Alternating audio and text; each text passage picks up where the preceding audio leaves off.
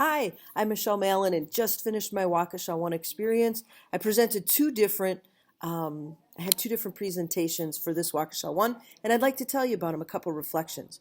The first one I did was Kaizena. Now for this one, I wasn't an expert, and that was okay because there's so many people who didn't know about this Google add-on. It allowed people to add really quality feedback onto essays using your voice, using lessons, being able to connect to different things. You can even put videos onto students' papers. And so that lesson was really cool. It was a packed house. I had 35 people. I had science teachers and ELA teachers, U.S. history teachers, dual language. So it was really cool to be able to see how other people would use this. And just because I wasn't an expert didn't mean that I couldn't present something that was new to people. One of the things that happened is somebody asked, could you use this with a Google Classroom? And sure enough, you can. And so I left enough hands-on time that everybody could practice with Kaizena. And I sat with that person for about 5 minutes and we figured out how to connect it to Google Classroom.